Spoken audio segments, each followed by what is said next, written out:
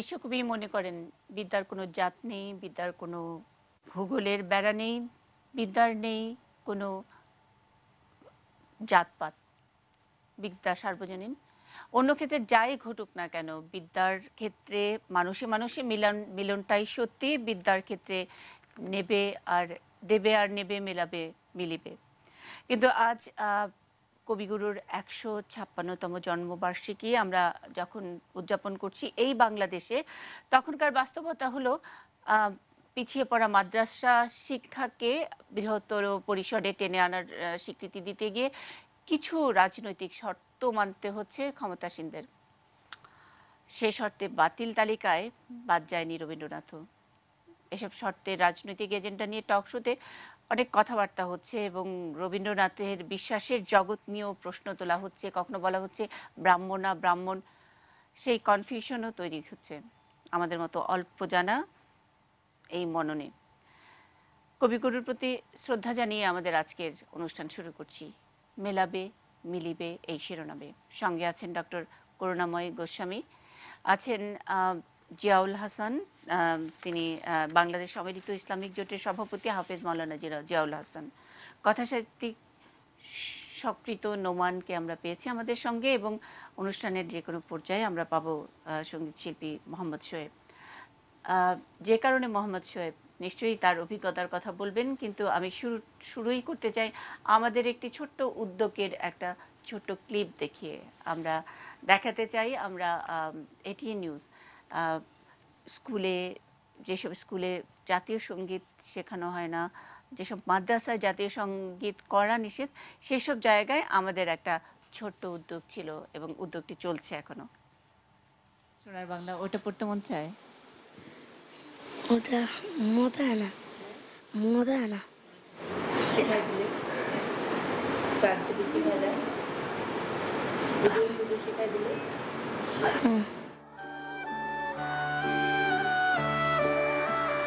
আমাদের সন্তান, আমাদের শিক্ষা। বছরব্যাপী এই খোঁজে আমাদের ক্যামেরায় কখনো কখনো উঠে এসেছে এইসব চিত্র।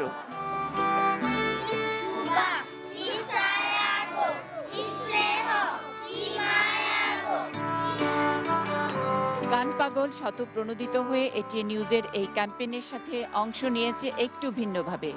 তারা বছরব্যাপী এই খোঁজের সঙ্গে জুটে যাবে যেখানে যেখানে দরকার জাতীয় সঙ্গীত শুদ্ধ করে ভালো করে শেখাবার।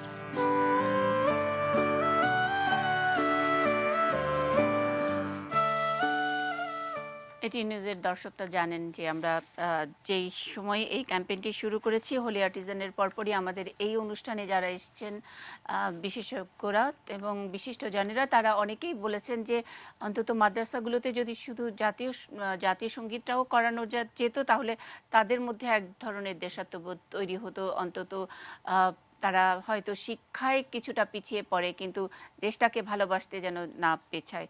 সেরকম একটি উদ্যোগে এটিএন নিউজের সঙ্গে গান পাগল যুক্ত হয়েছিল। কিন্তু আমরা তার পরবর্তীতে যেসব বিষয়গুলো দেখলাম, যেটা শুরুতেই আমরা বলেছি যে পিছিয়ে পড়া এই মাদ্রাসার শিক্ষাকে মূলধারায় আনার জন্যে যে আমাদের যে রাজনৈতিক নেতৃত্ব, তারা অনেক সময় অনেকগুলো কম্প্রোমাইজ করছে এবং সেটা আমাদের মূলধারার শিক্ষা থেকেই অনেক কিছু বাদ ভেতরে ভেতরে তলে তলে বাদ দিয়েছে। সেগুলো নিয়ে আমাদের বিস্তারিত প্রতিবেদন আছে, ধারাবাহিক প্রতিবেদনও আমরা করেছি। কিন্তু আজকে রবীন্দ্রনাথের ১৫৬তম জন্মদিনে অন্তত টুকু বলতে চাই, সেই বাদের তালিকায় কবিগুরুর কবিতা বা কবিগুরুর যে লেখা সেটাও বাদ পড়েনি। সেই তালিকাগুলো নিয়ে আমরা আলোচনা করব। আমাদের সকৃত নোমান আছে, কিন্তু কি কি বাদ পড়েছে সব মিলিয়ে একটি ছোট্ট রিপোর্ট আমরা দেখে আসবো। শুরুতে সহকর্মী কিশোরের রিপোর্ট। নানা ঘটনায় ভরা ২০১৩ সাল, যুদ্ধাপরাধীদের বিচার দাবি, হেফাজতের শোডাউন, নতুন শিক্ষানীতির আলোকে শিক্ষার্থীদের হাতে নতুন বই। একই সঙ্গে ধর্মকে পুঁজি করা সংগঠনগুলোর শিক্ষানীতির বিরোধিতা, আস্তিকতা, নাস্তিকতা, মুসলিমত্ব আর হিন্দুত্ববাদের তালিকা প্রকাশ।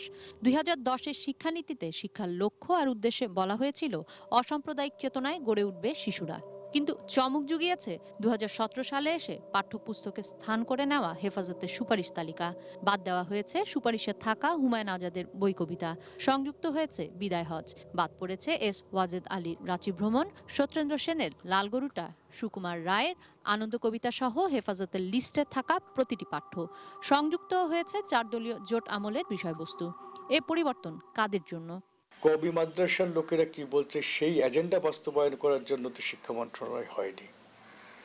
আমরা এগুলি বারবার বলছি, কিন্তু তারা কেন এই কাজটি করছেন আমি জানি না। তারা দেশটিকে সাম্প্রদায়িকতার দিকে নিয়ে যাচ্ছেন, একদিকে ইতিহাস বিকৃতির দিকে নিয়ে যাচ্ছেন।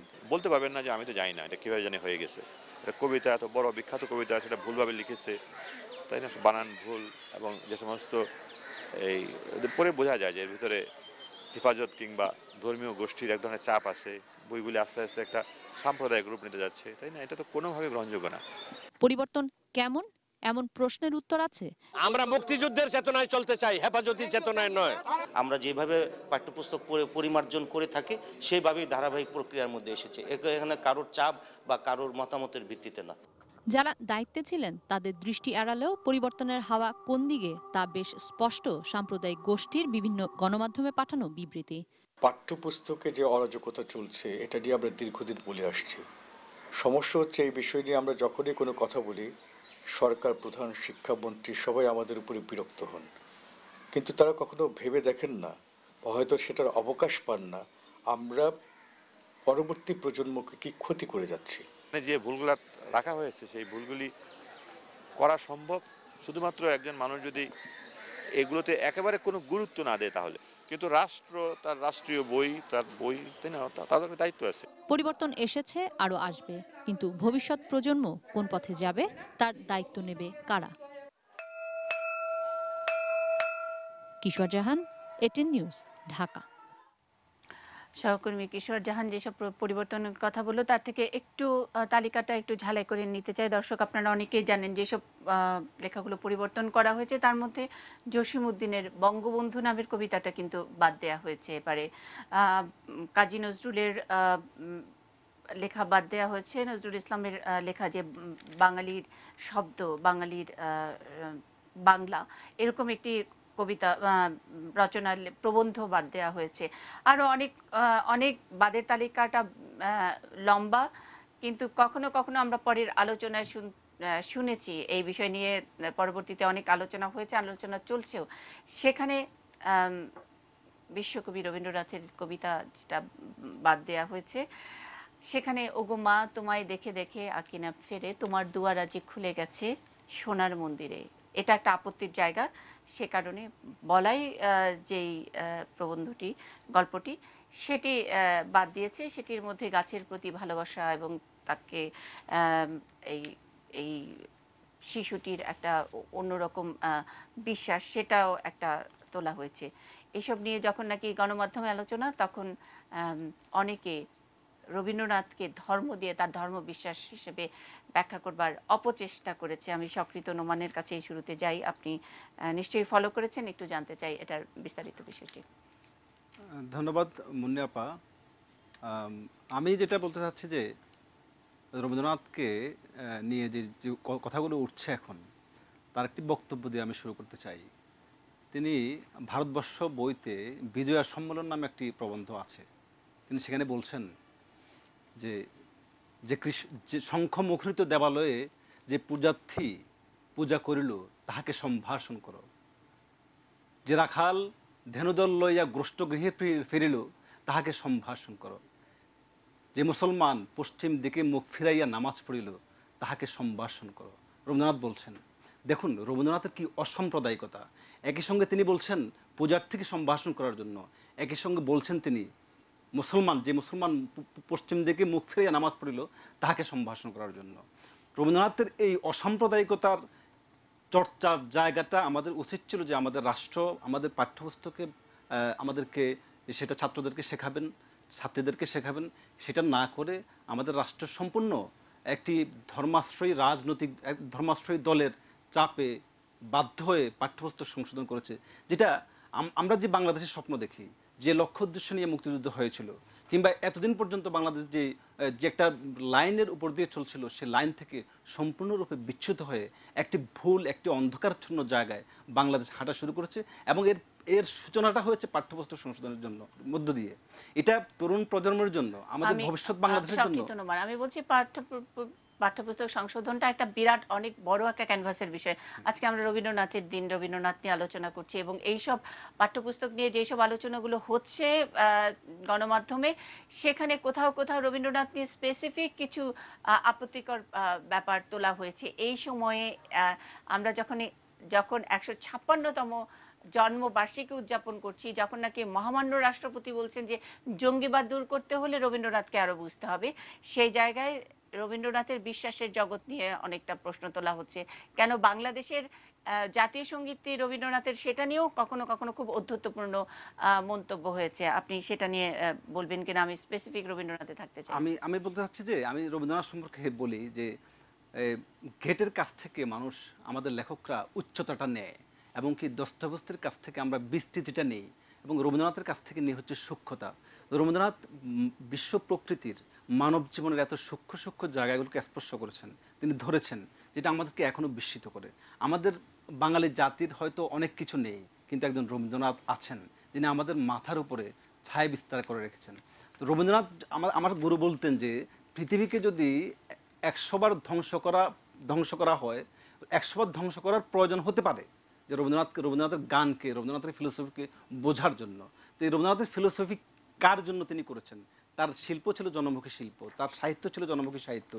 তিনি যে কথাগুলো বলেছেন, তার সমগ্র জীবনব্যাপী যে গল্প লিখেছেন, যে উপন্যাস লিখেছেন, যে কবিতা লিখেছেন, সঙ্গীত লিখেছেন, তিনি সঙ্গীতকে যে কোথায় নিয়ে গেছেন, যে আমি মাঝে মধ্যে এটা বলি যে বাংলা সঙ্গীতকে রবীন্দ্রনাথ অনেক দূরে নিয়ে গিয়ে বললেন যে এখন তুমি বাড়ি ফিরে যাও, তোমার আর প্রয়োজন নাই আমার। মানে হচ্ছে যে রবীন্দ্রনাথকে, বাংলা গানকে এমন একটা জায়গায় রবীন্দ্রনাথ নিয়ে গেছেন, যেখান থেকে যখন নাকি মেলানোর কথা বলছি, মেলাবে মিলিবের কথা বলছি, যখন নাকি আমরা বলছি যে পিছিয়ে পড়ার এই মাদ্রাসা শিক্ষা, তাকে মূলধারায় আনার, তাকে মর্যাদা দেবার কথা, তারা যাতে কর্ম ক্ষেত্রে সমান সুযোগ পায়, সেটার কথা যখন বলছি, সেটা বলতে গিয়ে আবার যেখান থেকে আরও উদার বড় মানুষ হবে তারা, সেখানকার কিছু জায়গা আমরা আবার কম্প্রোমাইজ করছি, এখানে আত্মসমর্পণ করছি। সেই জায়গাটা নিয়ে আমাদের আলোচনাটা। বাংলাদেশ সম্মিলিত ইসলামিক জোটের সভাপতি হাফিজ মাওলানা জিয়াউল হাসান, আমি একটু আপনার কাছ থেকে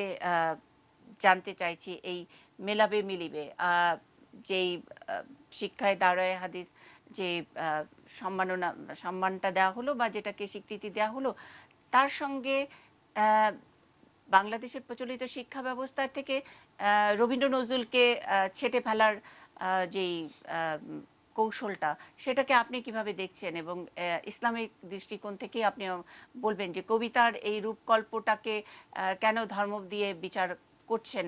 ওনারাও তো স্কলার হিসেবে নিজেদেরকে দাবি করছেন। ধন্যবাদ মুন্নিসাহা। আমি প্রথমে বিশ্বকবি রবীন্দ্রনাথ ঠাকুরের আজকে জন্মদিন, রবীন্দ্রনাথের প্রতি গভীর শ্রদ্ধা নিবেদন করছি, এবং রবীন্দ্র ভক্ত সারা পৃথিবীতে যারা রয়েছেন সকলকে আমি শুভেচ্ছা জানাই। এই বিশ্বকবি আমাদের, যিনি নোবেল পুরস্কার নিয়ে এসছেন বাঙালির বাংলা ভাষা, সংস্কৃতি, সাহিত্য চর্চা করি। বিষয়টি হচ্ছে যে হেফাজত ইসলামের যে দাবি অনুযায়ী এই যেগুলো বাদ দেওয়া হয়েছে, এখন তাহলে তো বলতে হয় যে আমাদের ধর্মগ্রন্থ পবিত্র কোরআনে সূরা হাজের মধ্যে সেখানে উপাসনালয়, গির্জা, পেগোডার কথা আছে। এখন কেউ যদি দাবি করে যে ধর্মগ্রন্থে পবিত্র কোরআনে সূরা হাজের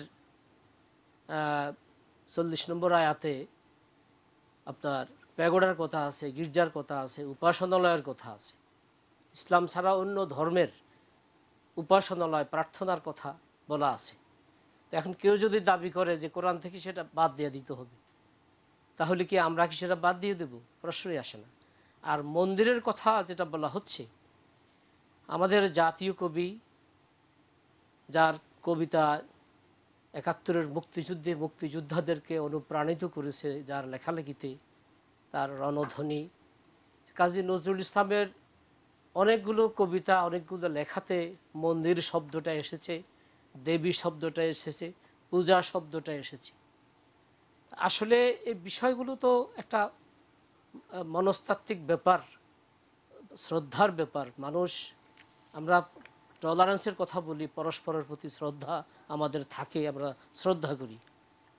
বাংলাদেশে খুব কম রাজনীতিবিদ আছে, শিক্ষাবিদ আছেন যারা মন্দিরে যান না, মন্দিরে গিয়ে বক্তৃতা করেন না, হিন্দু ভাইদের সঙ্গে শুভেচ্ছা বিনিময় করেন না, এগুলো সবই করেন। আর আমরা বাঙালিরা ৭১-এর মহান মুক্তিযুদ্ধে বাংলার মুসলমান, হিন্দু, বৌদ্ধ, খ্রিস্টান, আদিবাসী, পাহাড়ি সকল ধর্মের মানুষ মিলে আমরা এই মহান স্বাধীনতা যুদ্ধে অংশগ্রহণ করে ৩০ লক্ষ বাঙালি, ২,৬৯,০০০ মা বোনের ইজ্জত সম্ভ্রমের বিনিময়ে আমরা এই বাংলাদেশটি স্বাধীন করেছি একটি অসাম্প্রদায়িক বাংলাদেশ প্রতিষ্ঠা করার জন্য। জাতির জনক শহীদ বঙ্গবন্ধু শেখ মুজিবুর রহমান ৭৫-এর ১৫ই আগস্ট ওনাকে নির্মমভাবে হত্যা করার পর আপনারা জানেন, দেশবাসী জানেন যে ডক্টর কুদরতে খুদা শিক্ষানীতি বাস্তবায়নের জন্য দীর্ঘদিন এদেশের মানুষ, স্বাধীনতাকামী প্রগতিশীল মানুষ, মুক্ত মনের মানুষ আন্দোলন সংগ্রাম করে আসছে।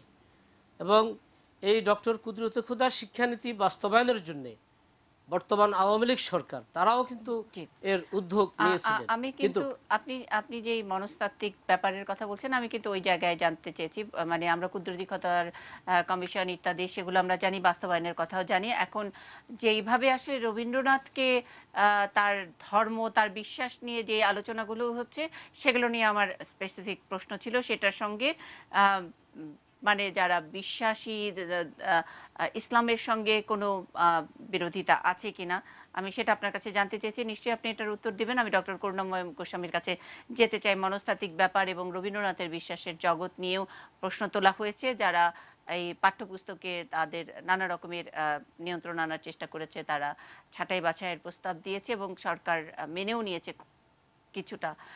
আমি বিশ্বাসের জগৎ নিয়ে জানতে চাই ডক্টর গোস্বামী, আপনি মানে রবীন্দ্রনাথের বিশ্বাসের জগৎ সেটা আমাদেরকে একটু পরিষ্কার করবেন সহজ ভাষায়। রবীন্দ্রনাথের বিশ্বাসের জগৎ এটা অনেক বড় ব্যাপার। রবীন্দ্রনাথের বিশ্বাস তো কোনো একমাত্রিক বিষয় নয়।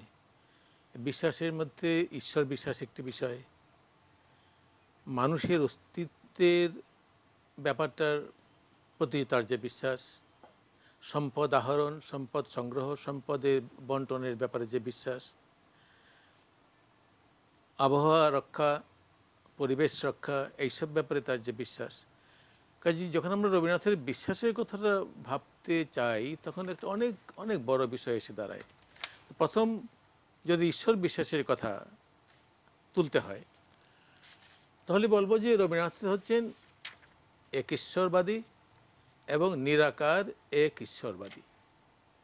রাজা রামমোহন রায় যে ব্রাহ্ম সমাজ স্থাপন করেন এবং ব্রাহ্ম ধর্ম প্রচার করেন, সেই ধারাবাহিকতারকে যিনি প্রাতিষ্ঠানিক রূপ দেন তিনি হচ্ছেন রবীন্দ্রনাথের বাবা দেবেন্দ্রনাথ ঠাকুর। এবং রবীন্দ্রনাথ বাবার সেই ধারাবাহিকতার উত্তরাধিকারী।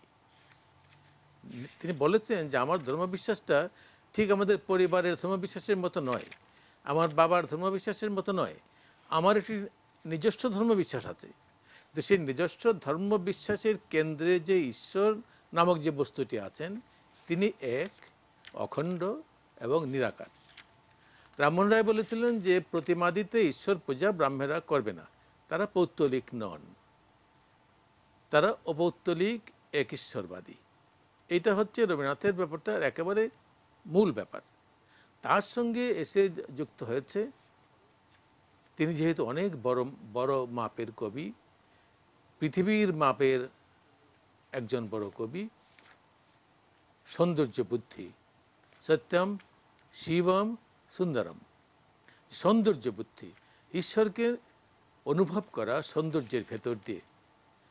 তিনি যা আছেন বিশ্বব্যাপী, আকাশে আকাশে, তারায় তারায়, গ্রহে গ্রহে, নক্ষত্রে নক্ষত্রে, বাতাসে বাতাসে, তরঙ্গে তরঙ্গে, এইভাবে তিনি যে সর্বত্র বিরাজ করছেন সেটাকে রবীন্দ্রনাথ নানাভাবে উপলব্ধি করেছেন এবং সেসব উপলব্ধি করে তিনি যে ধরনের গান রচনা করেছেন ঈশ্বরের স্তবগান হিসেবে, তাকে তিনি বলেছেন ব্রহ্মসঙ্গীত। তিনি অন্য কোনো সঙ্গীত বলেননি, তিনি ব্রহ্মসঙ্গীত বলেছেন। পরে অবশ্যই তিনি ব্রহ্মসঙ্গীত কথাটিও যখন গীতবিতান সংকলন করেন সেটাকে তিনি তুলে দিয়েছেন, কিন্তু আমরা ব্রহ্মসঙ্গীত নামেই রবীন্দ্রনাথের ঈশ্বর বিষয়ক গানগুলোকে বুঝে থাকি।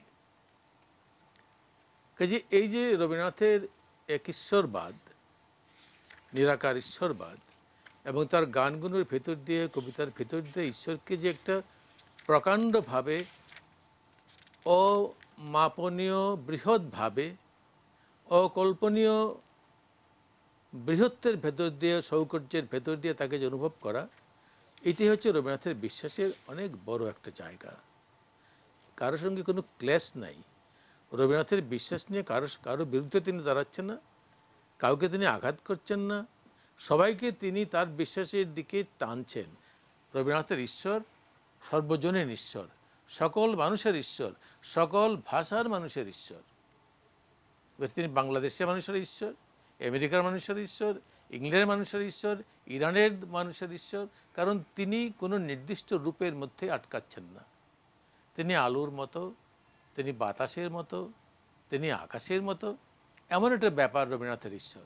কাজেই এ নিয়ে আমি তো কাউকে কোনো বিরোধিতা করবার মতো বিষয় রবীন্দ্রনাথের ঈশ্বর নিয়ে আমি দেখতে পাই না। পৃথিবীতে কোনো কবির ঈশ্বর যদি বলতে হয়, কবিদের ঈশ্বরের মধ্যে রবীন্দ্রনাথের ঈশ্বর সবচেয়ে বেশি সর্বজনীন, সবচেয়ে বেশি সবাইকে তিনি ধরেন, সবার মধ্যে তিনি আছেন। কাজে রবীন্দ্রনাথের ঈশ্বর নিয়ে কোনো বিবাদ হওয়ার তো কথা নয়। কিন্তু যখন নাকি ছোট ছোট বাচ্চাদের মনে এইরকম একটি সন্দেহ ঢুকিয়ে দেওয়া হয়, মানে আমরা যে প্রচলিত যেসব মোটা দাগের এই যে ধর্ম, হিন্দু না মুসলিম, খ্রিস্টান না বৌদ্ধ, সেগুলো নিয়েও যখন নাকি এক ধরনের রাজনীতি চলে, তাইলে সেই যে বড় মানে আমার মুক্তি আলোয় আলোয় যে বিষয়টি রবীন্দ্রনাথ বারবারই বলছেন যে জ্ঞান শিক্ষা এই আলোতেই যে মুক্তি, সেই মুক্তির জায়গাটি কি পরিপূর্ণ হয় কিনা যখন থেকে আমাদের বাচ্চাদেরকে এখন এই ব্যাপারটা খুব ইন্টারেস্টিং তুমি যে বললে যে আমার মুক্তি আলোয় আলোয়। মুক্তি কথাটা কি? মুক্তি বৌদ্ধ এবং হিন্দু ধারণা হচ্ছে মুক্তি হলে আর জন্ম হবে না, পুনর্জন্ম বারবার জন্মাবে না, মানুষের মুক্তি হয়ে যাবে, মানুষের জন্ম পুনর্জন্ম রোধ হয়ে গেল।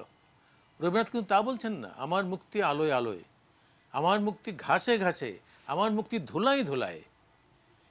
তো এখন আলোকিত হওয়ার মধ্যে হচ্ছে মুক্তি। জ্ঞান সঞ্চয় করো, আলোকিত হও, সব ব্যাপারটা বোঝো, মুক্তি। ধুলায় ধুলায় নিজেকে মৃত্তিকা লগ্ন করো, মানুষের একেবারে তৃণমূলের দিকে যাও, সবার সঙ্গে থাকো, ঘাসে ঘাসে, প্রকৃতিকে ভালোবাসো। মুক্তি প্রকৃতিকে ভালোবাসার মধ্যে, মুক্তি হচ্ছে জ্ঞান সংগ্রহের মধ্যে, মুক্তি হচ্ছে মৃত্তিকা লগ্ন হওয়ার মধ্যে। কথাটা কিন্তু এইভাবে বুঝতে হবে। এখন এটা তো এইভাবে বুঝতে চলবে না যে আমি আলো লাগালাম গায়ে আর আমার জন্ম পুনর্জন্ম হবে না, আমি ঘাসের মধ্যে শুয়ে পড়লাম আর আমার জন্ম পুনর্জন্ম হবে না।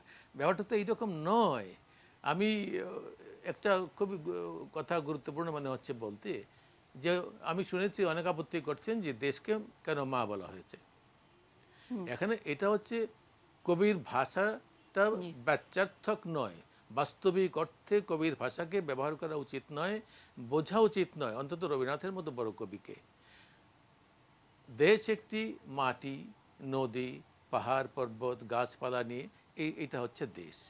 দেশ তো কোনো রমণী নন, কোনো নারী নন, বিবাহিত নারী নন যে তিনি সন্তান জন্ম দিবেন।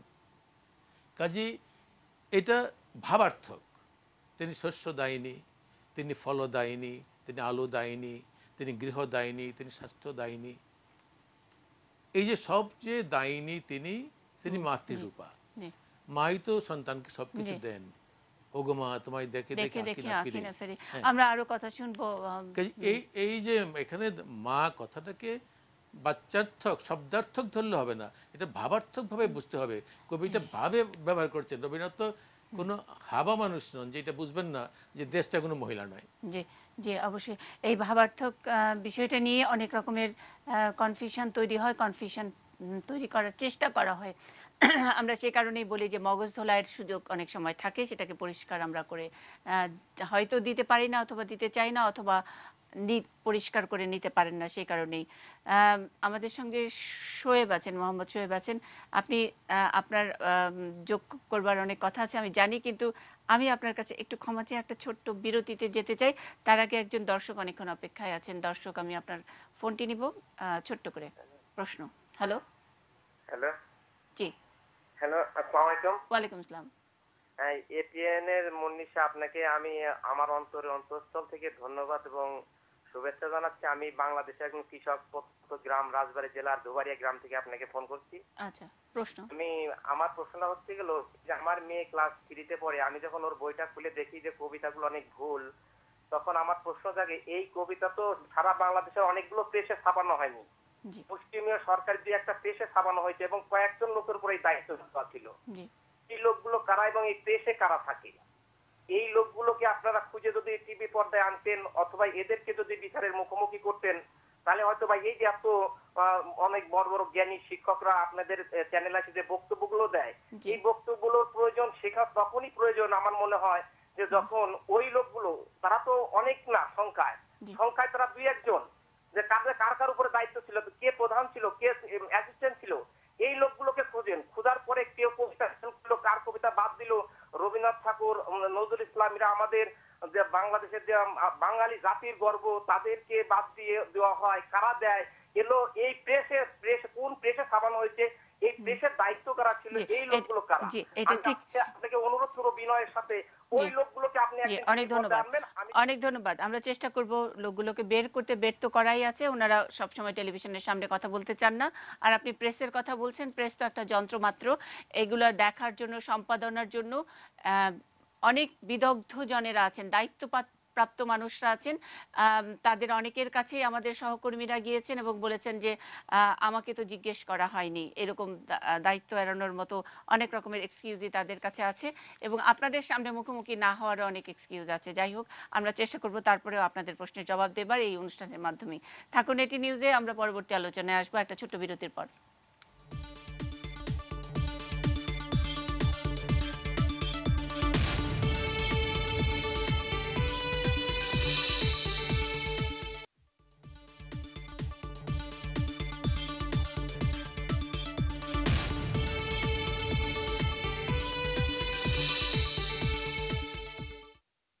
নিউজ আওয়ার এক্সট্রা দেখছেন। কবিগুরুর 156তম জন্মবার্ষিকীতে আমাদের আয়োজন মেলাবে মিলিবে।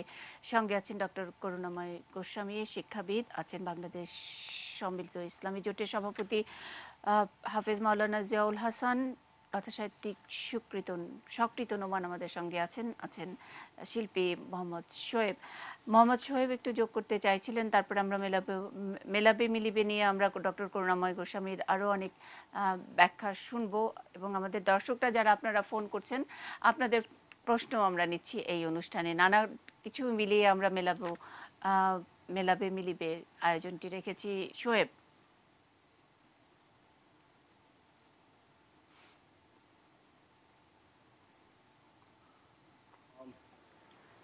আমি বলছিলাম যে আমি এবং আমাদের গান পাগল, আমরা জাতীয় সঙ্গীত নিয়ে কাজ করছিলাম। এটি নিউজের সাথে গান পাগল মিলে। তো আমরা যখন প্রথম যাই গান শেখাতে, আমরা ঢুকেছিলাম, টার্গেট করেছিলাম মাদ্রাসাকে, এবং মাদ্রাসাতে যাওয়ার পরে আমাদের যে অভিজ্ঞতা, এতদিন শুনে আসছি আমরা যে অনেক কিছু সম্ভব না। অনেকেই অনেক বড় বড় করে বলেছেন যে অনেক জায়গায় যাওয়া সম্ভব না, অনেক কিছু করা সম্ভব না। তো আমার মনে হয় যে যারা এরকম বলেন তারা বোধহয় চেষ্টা করে দেখেননি। তো আমরা যথারীতি মাদ্রাসায় গেলাম, এবং মাদ্রাসায় যারা পড়ছে এবং পড়াচ্ছেন সকলেই কিন্তু আমাদেরকে সাদরে গ্রহণ করেছিলেন, এবং আমরা তাদেরকে এটা বলেছিলাম যে আমরা সকলে এই দেশের মানুষ, এই দেশের প্রতি আমাদের যে দরদ এবং এই দেশের সার্বভৌমত্ব, আমরা প্রত্যেকটা মানুষ এই দেশের মানুষ। এই দেশের মানুষ হিসেবে আমি কেন আমার জাতীয় সঙ্গীতটা ঠিকঠাক গাইতে পারবো না? আর যেহেতু আমি এই দেশের মানুষ, আমার জাতীয় সঙ্গীত গাইতে বাধা কোথায়, সমস্যা কোথায়? এবং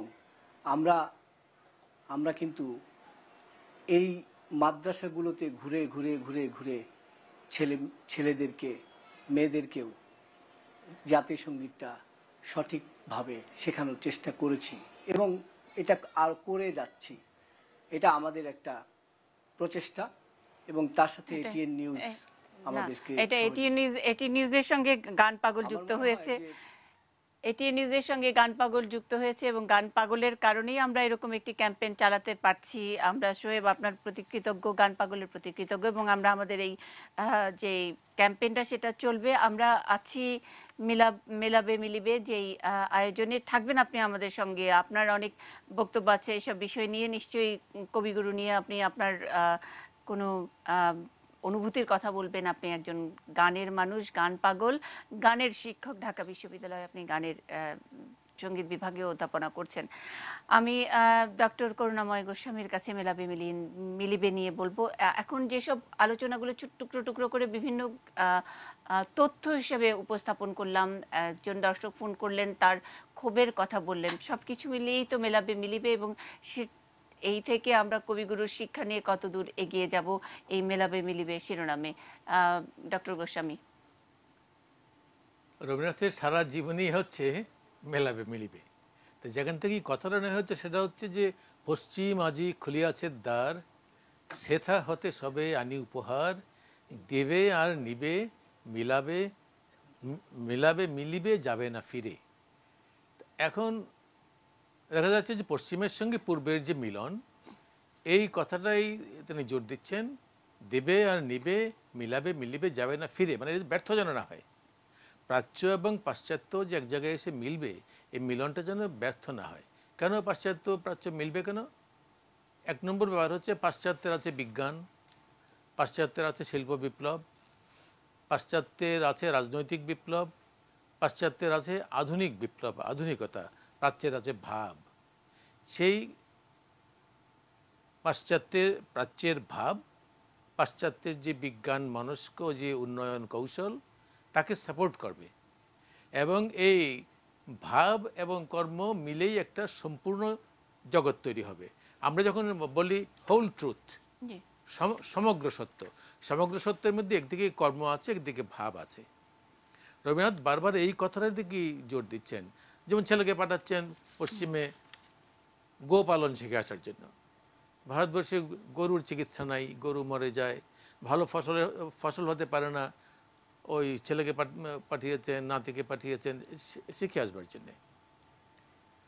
অর্থাৎ পশ্চিমের যে জ্ঞান বিজ্ঞান, যে উৎকর্ষ, যে উন্নয়ন, সেটাকে প্রাচ্যের ভাবের সঙ্গে, প্রাচ্যের জীবনের সঙ্গে যোগ করতে চাইছেন। এটা হচ্ছে একটা কথা। শৈশব থেকেই রবীন্দ্রনাথ কিন্তু ওই মিলাবে মিলিবের মধ্যে বড় হয়েছে। স্যার আপনি যদি একটু আমাকে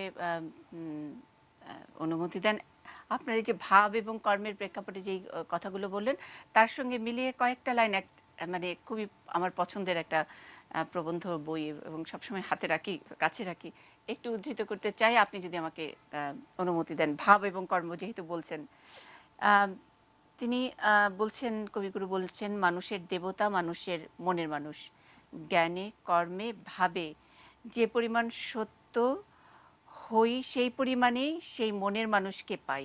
অন্তরে বিকার ঘটলে সেই আমার আপন মনের মানুষকে মনের মধ্যে দেখতে পাইনি। মানুষের যত কিছু দুর্গতি আছে সেই আপন মনের মানুষকে হারিয়ে তাকে বাইরের উপকরণে খুঁজতে গিয়ে, অর্থাৎ আপনাকেই পর করে দিয়ে। হ্যাঁ, এটা খুবই ভয়াবহ কথা যে আমাদের যা কিছু দুর্গতি সেটা হচ্ছে নিজেকে হারিয়ে। আপনার মনের মানুষ মানে হচ্ছে আমি, এটা আমার বাইরে কিচ্ছু নেই, আমার ভেতরেই সব। এই একটা প্রাচীন বাক্য, কিন্তু বারবার সত্য হয়ে আসছে সুফিদের কাছে, বাউলদের কাছে, কীর্তনীয়দের কাছে, যে সংসারটা হচ্ছে আমার মধ্যে। রবীন্দ্রনাথ বারবার বলছেন, আমি মানে আকাশের দিকে চাইলাম, জ্বলে উঠলো আলো, আমি চোখ মেললুম আকাশে, জ্বলে উঠলো আলো, গোলাপের দিকে চেয়ে বললুম সুন্দর, সুন্দর হলো সে। তা আমি এই আমার ব্যাপারটার যে উৎকর্ষ করা, আমাকে যে ফিল করা, আমাকে যে নতুন নতুন করে তৈরি করা, নতুন নতুন, এইটাই কিন্তু জন্ম পুনর্জন্ম। আমি যে আমাকে নতুন নতুন করে গড়ছি, আমাকে নতুন নতুন করে উন্নীত করছি, একটা স্টেপ বাই স্টেপ উপরের দিকে উঠছি, উপরের দিকে উঠছি, উপরের দিকে উঠছি, এইটাই হচ্ছে ব্যাপারটা। এবং আমি যদি বিকৃত হয়ে যায়, আমার যদি বিকার ঘটে, তাহলে সংসারের কিছু থাকে না, কিছুই থাকে না। একটা মানুষ নিজে যদি নষ্ট হয়ে যায়, নিজে যদি বিকারের শিকার হয়ে যায়, তাহলে তার আর কিছু থাকে না। এই কথাটাই এখানে বারবার বলা হচ্ছে যে সকৃত নোমান কি ডক্টর করুণাময় গোস্বামীর সঙ্গে যোগ করবেন কিনা কিছু? সকৃত নোমান, হ্যাঁ, মেলাবে মিলিবে, এবার কিছু মিলিয়ে দেবেন আপনি? আমি তো নিশ্চয়ই তার সঙ্গে একমত। উনি আমাদের বিশিষ্ট রবীন্দ্র বিশেষজ্ঞ, রবীন্দ্রসঙ্গীত নিয়ে তিনি কাজ করেছিলেন অনেক, আমি তাকে জানি।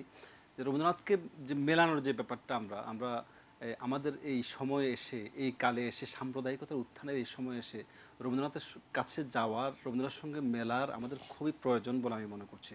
এবং রবীন্দ্রনাথের যে ভাব, তার যে দর্শন, আমার তো মনে হয় রবীন্দ্রনাথ ঈশ্বর প্রসঙ্গে যেসব কথাবার্তা বলেছেন, যা লিখেছেন, তা যদি মুসলমানগণ বা যারা এইসব রবীন্দ্রনাথের গানকে, রবীন্দ্রনাথের লেখাকে বাদ দেওয়ার কথা বলছেন, তারা একবার যদি অনুধাবন করতে পারতেন রবীন্দ্রনাথ কীভাবে ঈশ্বরের কথা বলেছেন, তাহলে তারাই নিজেরাই রবীন্দ্রনাথের লেখা প্রচারের জন্য, স্কুলে পাঠ্য করার জন্য তারা দাবি তুলতেন যে আমার মাথা নত করে দাও হে তোমার চরণ ধুলার তলে। এটা কার কাছে মাথা নত করে দেওয়ার জন্য বলেছেন? নিশ্চয়ই ঈশ্বরের কাছে। এই ঈশ্বর কি মুসলমানদের আলাদা ঈশ্বর, হিন্দুদের আলাদা ঈশ্বর, খ্রিস্টানদের আলাদা ঈশ্বর?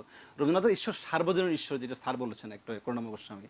যে এই কথাগুলো যদি আমাদের বাঙালি মুসলমান কিংবা মুসলমান যদি বোঝার চেষ্টা করতেন যে রবীন্দ্রনাথের ঈশ্বর সম্পর্কে, রবীন্দ্রনাথের ভাব সম্পর্কে, রবীন্দ্রনাথের দর্শন সম্পর্কে, তারা নিশ্চয়ই রবীন্দ্রনাথকে আপন করে নিতেন, রবীন্দ্রনাথের সঙ্গে মিলতেন, রবীন্দ্রনাথের সঙ্গে মেলাতেন, রবীন্দ্রনাথের ভাবকে আরও বেশি ছড়িয়ে দেওয়ার জন্য রাষ্ট্রের কাছে, সমাজের কাছে, আমাদের ছাত্রদের কাছে আরও বেশি করে রবীন্দ্রনাথকে নিয়ে যেতেন।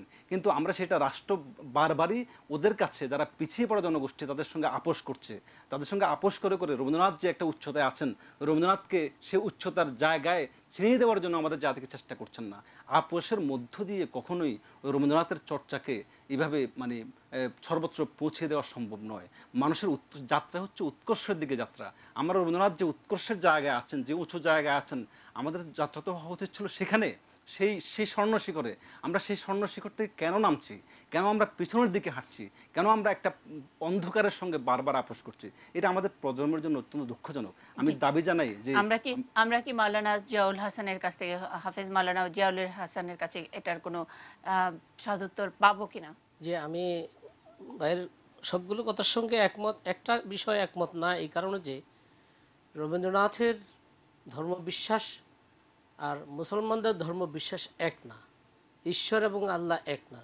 কিন্তু এখানে একটি প্রশ্ন, রবীন্দ্রনাথ কিন্তু কখনো ধর্মপ্রচারক ছিলেন না, উনি ধর্মপ্রচার করেননি। উনি মানুষের জন্যে আমাদের সাহিত্য, সংস্কৃতি, কৃষ্টি, কালচার, তারপরে ভাষার বিকাশ, উনি অনেক ব্যবসা বাণিজ্য করেছেন, কৃষি দিয়ে কাজের জন্য কাজ করেছেন, ব্যবসা বাণিজ্য করেছেন।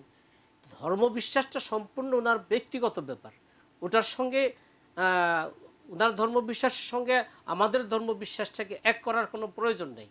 আমরা আলাদা ধর্মবিশ্বাসী বলেই তো আমাদের এখানে মসজিদ আলাদা, মন্দির আলাদা, প্যাগোডা আলাদা, গির্জা আলাদা। প্রত্যেকের ধর্মবিশ্বাস প্রত্যেকের নিজস্ব স্বকীয়তার মধ্যে আছে। এটাকে এক করে এক ঈশ্বরে, এক আল্লাহতে নিয়ে আসার প্রয়োজন নেই। আমরা এই বিষয়টা নিয়ে আমার মনে হয় এটাকে এক করাটা ঠিক হবে না। এটা আপনি মনে করছেন এই বিতর্কে আমি যেতে চাই না। আপনি মনে করছেন এটা আমি মনে করি রবীন্দ্রনাথের যে ধর্মবিশ্বাস, সেটা ওনার আমরা যে বলি যে ডিফারেন্ট ধর্মবিশ্বাস নিয়ে আমার কোনো দ্বিমত নেই, কোনো আপত্তিও নেই। জি, আমাদের এখানে আমি এই জন্যই বলছি যে আমার পবিত্র ধর্মগ্রন্থ কোরআনে সূরা হাজের 40 নম্বর আয়াতে মসজিদ, মন্দির, প্যাগোডা, গির্জা, সেখানে স্পেসিফিকলি বলা আছে। এগুলো আল্লাহ তাআলা বলছেন, এগুলাতে অধিক পরিমাণে ওনাকে স্মরণ করা হয়। এখন ধর্মের ধরনটা এক এক সম্প্রদায়ের কাছে এক এক রকম, যাচনাটা এক একজনের কাছে, কর্মটা এক একজনের কাছে এক এক রকম। আমরা শুধু এই নিশ্চয়তা চাই যে কেউ কারো ধর্মে বাধা দিবেন না। রবীন্দ্রনাথ মুসলমানদের না, রবীন্দ্রনাথ হিন্দুরও না, রবীন্দ্রনাথ বৌদ্ধ না, খ্রিস্টানও না। রবীন্দ্রনাথ একজন মনীষী, একজন মানুষ, তিনি একজন কবি, বিশ্বকবি, জি, তিনি আপনি- একজন জি, মহাকবি। জি। আপনি বলেছেন যে মানে আমরা সকলেই চাই কেউ কারো ধর্ম বিশ্বাস বা তাদের যে চর্চা, সেই চর্চার মধ্যে, সংস্কৃতি চর্চা, ধর্ম চর্চার মধ্যে কেউ কোনো বাধা দেবে না। তাইলে যখন নাকি আমরা বই থেকে, সিলেবাস থেকে একজন কবির কবিতা সরিয়ে ফেলার জন্য ফতোয়া দেই, সেটাকে বাধা বলেন কিনা? এখানে মানে একটা সেটা কি কথা অনধিকার চর্চা হয় কিনা? এখন আমার একটা প্রশ্ন, জি। যারা এই আপত্তিটা করছেন, আগে তাদেরকে প্রশ্ন করতে হয়, এই জাতিটা গঠনের সময়, জন্মের সময় তোমরা কোথায় ছিলে, তোমাদের ভূমিকা কি ছিল? এই যে আমাদের জাতীয় সঙ্গীত রবীন্দ্রনাথের লেখা, তো এখন এই জাতি গঠনের সময় তোমাদের কি ভূমিকা ছিল? স্বাধীনতার এই 46 বছরে আমাদের জাতির জন্য লজ্জা, সমগ্র জাতির জন্য, সকল ধর্মের মানুষের জন্য তো লজ্জা। আমাদের জাতীয় সঙ্গীতটি এখনো আমরা মাদ্রাসায় পাঠ করাতে পারিনি, জাতীয় পতাকাটা উত্তোলন করতে পারিনি, কারণ ওইখানে জাতীয় সঙ্গীতের ভিতরে কিন্তু কোনো ধর্মের কথা নাই। কিন্তু ধর্মের লেবাসে তারা 71-এ যেভাবে মুক্তিযুদ্ধে অংশগ্রহণ করেনি, বিরোধিতা করেছে, স্বাধীনতার 46 বছরে রাষ্ট্রের প্রতি, জাতি রাষ্ট্রের প্রতি তাদের কোনো আনুগত্য না থাকার পরেও কেন সরকার তাদেরকে আপনার স্বীকৃতি দিতে যাচ্ছে? সরকার নিশ্চয়ই বিষয়ে জনগণকে বুঝিয়ে বলবেন যে 30 লক্ষ শহীদ রক্ত দিয়ে এই স্বাধীনতা, জাতি পতাকা আমরা মেলাবে মিলিবে এই শিরোনামে আলোচনাটি চালিয়ে যাব। শোয়েব, আপনি কি যোগ করতে চান কিনা যে এই আলোচনাটুকু হয়েছে মেলাবে মিলিবে নিয়ে? এবং হাফেজ মাওলানা জিয়াউল হাসান তিনি বিস্তারিত রবীন্দ্রনাথের ধর্ম বিশ্বাস এবং ধর্ম, ঈশ্বর ইত্যাদি নিয়ে স্পেসিফিক তিনি তার মন্তব্য করেছেন। শোয়েব, যদি যোগ করার থাকে তারপরে আমরা আবারও একটু সকৃত অনুমানের কাছ থেকে শুনব। শেষ আলোচনাটুকু করবেন ডক্টর গোস্বামী। শোয়েব।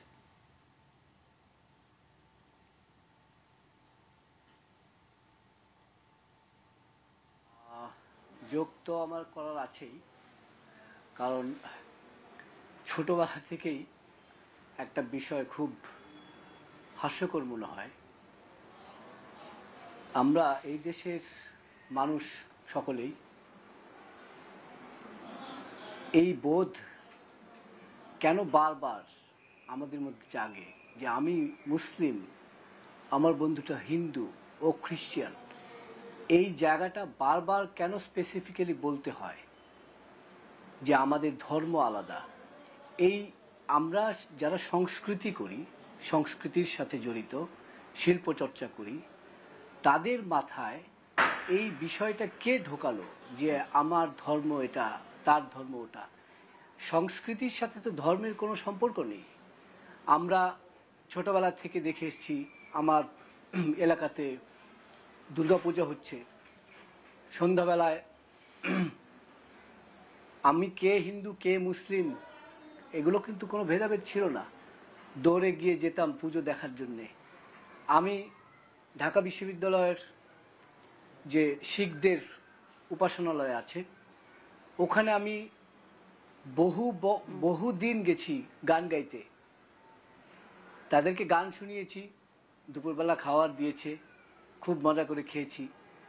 আমার মধ্যে কেন এই রকম চর্চা আসবে যে আমি আরেকজন আমার সাথে যে সারাদিন আমার সাথে চললো, যে বন্ধু, একই পাতে খাচ্ছি, দিনের শেষে আমি গিয়ে তাকে বিচার করছি যে সে আসলে হিন্দু, সে খ্রিস্টান?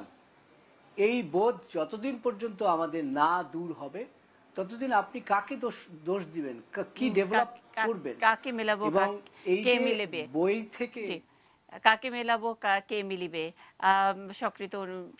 সকৃত অনুমান। আমি একটু একদম ছোট্ট করে এক লাইন শুনতে চাই, তারপরে ডক্টর গোস্বামী এটার র্যাপ আপ করবেন, পুরোটা আলোচনাটা শেষ জায়গায় নিয়ে আসবেন। আমি শুধু আমার পূর্ববর্তী বক্তার সঙ্গে একটা বিষয় যোগ করতে চাই যে ধর্মের সঙ্গে সংস্কৃতি আর ধর্ম দুটোটা আলাদা বিষয়। আমি ছোট্ট একটা উদাহরণ দিই যে ইন্দোনেশিয়া নিয়ে গত কয়েকদিন আগে আমি একটা ছোট্ট গল্প লিখেছিলাম যে কুয়োর বাইরে নামে। ইন্দোনেশিয়ায় এখনো পর্যন্ত তাদের জাতীয় গ্রন্থ রামায়ণ, তাদের জাতীয় এয়ারলাইন্সের নাম গারুড, এমনকি তাদের রাস্তার মোড়ে মোড়ে ভাস্কর্য, বালি দ্বীপে অসংখ্য ভাস্কর্য, এটা তাদের সংস্কৃতির অংশ। সৌদি রাজা যখন ওখানে সফর করতে গেলেন, ভ্রমণে গেলেন, কেন্দ্রীয় সরকার বলেছে যে এই ভাস্কর্যগুলো ঢেকে দেওয়া হোক, কিন্তু বালি কর্তৃপক্ষ মানে নাই, বললো যে এটা আমাদের সংস্কৃতির অংশ, এগুলো ঢাকা হবে না। মানে তারা সংস্কৃতিটাকে প্রধান করেছে। প্রধান করার পরেও পুরো ইন্দোনেশিয়া, আপনি জানেন যে এটা একটা মুসলিম সংখ্যাগরিষ্ঠ দেশ হওয়া সত্ত্বেও তারা কিন্তু তাদের সংস্কৃতিটাকে সবচেয়ে ঊর্ধ্বে স্থাপন করেছে। অথচ আমাদের এখানে তিনি যে আমাদের পূর্ববর্তী বক্তা যেটা বলেছেন যে আমাদের কে ঢুকিয়েছে যে আমি মুসলমান, আমি হিন্দু, আমি এটা ভাস্কর্য রাখলে আমাদের ধর্ম চলে যাবে, আমি রবীন্দ্রনাথের কবিতা রাখলে আমার ধর্ম চলে যাবে, আমি নজরুলের কবিতা রাখলে, শ্যামা সঙ্গীত গাইলে শুনলে আমার ধর্ম চলে যাবে। এই যে সূক্ষ্ম ষড়যন্ত্র, আমাদের বিস্ময় লাগে যে রবীন্দ্রনাথের গানের জন্য আমাদেরকে একসময়, গান রক্ষার জন্য আমাদেরকে একসময় আন্দোলন করেছিল বাঙালি, আপনি জানেন, পাকিস্তান আমলে। অথচ সেই সময়টা আমাদের ফিরে এসেছে।